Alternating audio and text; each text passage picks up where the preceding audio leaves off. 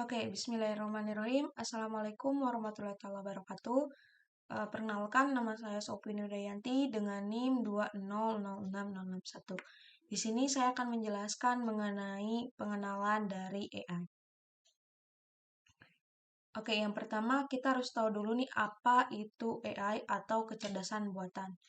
Nah, menurut Simon, pada tahun 1987, beliau mengatakan bahwa AI ini tuh merupakan area penelitian, aplikasi, dan juga instruksi yang berkaitan dengan pemrograman komputer untuk melakukan kecerdasan dalam pandangan manusia. Kemudian yang kedua ada AI menurut Rich dan Knight pada tahun 1991, di mana beliau juga mengatakan bahwa si AI ini tuh merupakan studi tentang bagaimana komputer mampu melakukan hal-hal cerdas yang dilakukan manusia secara lebih baik gitu. Kemudian yang terakhir ada pengertian AI menurut Winston, di mana Winston mengatakan bahwa AI ini tuh merupakan studi tentang perhitungan komputer yang memungkinkan untuk dapat memahami, respon, dan juga berinteraksi gitu. Jadi, apa sih AI itu? Apa sih kecerdasan buatan itu? Dari tiga pengertian tersebut, dapat kita simpulkan bahwa AI ini tuh merupakan sebuah bidang ilmu komputer yang mempunyai peran yang sangat penting pada masa kini dan juga pada masa yang akan mendatang. Kenapa demikian? Karena bidang AI ini akan terus berkembang mempelajari cara berpikir manusia, terus mengetahui, memahami, memprediksi, dan juga melakukan manipulasi. Selanjutnya, ruang lingkup dari AI.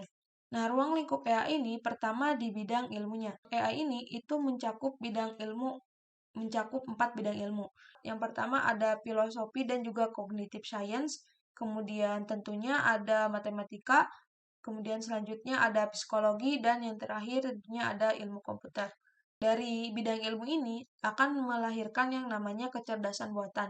Nah, si kecerdasan buatan ini meliputi reasoning, kemudian learning, planning, perception, kemudian juga ada pengetahuan acquisition, ada intelligence search, dan tentunya ada sistem manajemen ketidakpastian.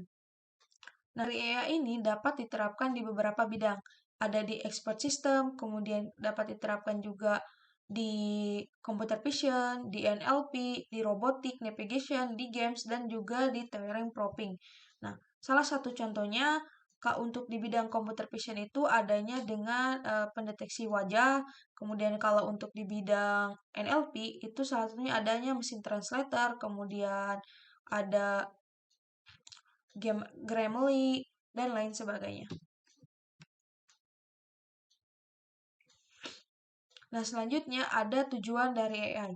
Nah, tujuan dari AI ini dapat dikategorikan menjadi 4 kategori. Yang pertama ada thinking humanly, di mana si thinking humanly ini, si AI-nya itu atau si sistem yang dibuat dapat berpikir layaknya manusia. Kemudian ada thinking rationally, di mana si sistem dapat berpikir secara rasional. Nah, selain berpikir, si AI juga dapat melakukan action atau berinteraksi layaknya manusia. Nah, dan juga dapat berinteraksi secara rasional. Selanjutnya ada level AI. Level AI ini dapat kita kategorikan menjadi tiga kategori. Yang pertama ada Neuro AI atau ANI, Artificial Neural Intelligence. ANI ini sudah banyak digunakan saat ini. Salah satu contohnya itu adalah ada Siri, Google Alexa, Microsoft Cortana, dan virtual assistant lainnya. Kenapa disebutnya raw? Karena si sistemnya itu hanya dapat berfungsi sesuai dengan tugasnya gitu. Kemudian yang kedua ada General AI atau AGI, Artificial General AI. Di mana si General AI ini tuh di atas dari si Neural. Umumnya itu si AI-nya itu dapat mengerti dan juga merespon layaknya manusia. Nah, yang terakhir ada Super AI atau ASI, Artificial Super Intelligence, di mana si ASI ini itu merupakan sistem yang dibuat kecerdasannya itu melebihi manusia. Kemudian selanjutnya ada jenis-jenis dari kecerdasan buatan. Nah, berdasarkan penelitian yang telah dilakukan di Michigan State University, bahwa kecerdasan buatan itu dapat dikelompokkan menjadi 4 jenis. Yang pertama ada reactive machine, di mana si reactive machine ini tuh si mesin yang dibuat, si sistem mesin yang dibuat itu akan melakukan input dan output yang sama. Salah satu contohnya adanya catur superkomputer yang telah dibuat oleh IBM atau Deep Blue.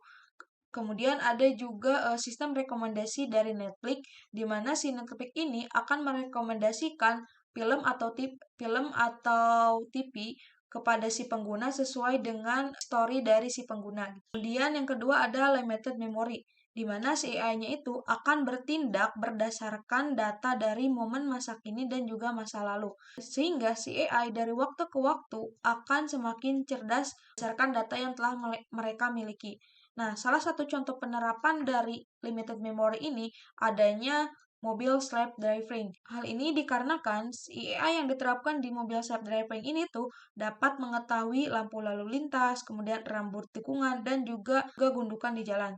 Nah, sehingga data tersebut dapat membantu mobil untuk menentukan kapan harus lurus berpindah jalur sehingga tidak terjadinya tabrakan dengan pengendara lain. Kemudian yang ketiga ada Theory of Mind. Nah, Theory of Mind ini merupakan salah satu AI yang akan dibangun di masa depan. Karena itu, belum ada contohnya di dunia nyata saat ini. Nah, terus jika dikembangkan, teori pikiran AI ini tuh dapat memahami dunia dan juga bagaimana entitas lain memiliki pikiran dan juga emosi. Sehingga pada pola tersebut, si AI-nya itu dapat dipengaruhi tentang bagaimana cara mereka berperilaku dengan orang-orang yang ada di sekitar mereka. Kemudian yang terakhir, puncak dari evolusi AI adalah sistem AI yang memiliki self-awareness atau kesadaran diri akan keberadaannya. Karena si AI jenis self-awareness ini tuh dapat memahami emosi, kemudian dapat menyadari diri sendiri mereka, keadaan mereka, dan juga mampu merasakan dan memprediksi perasaan orang lain. Oke, sekian penjelasan dari saya mengenai pengenalan dari AI.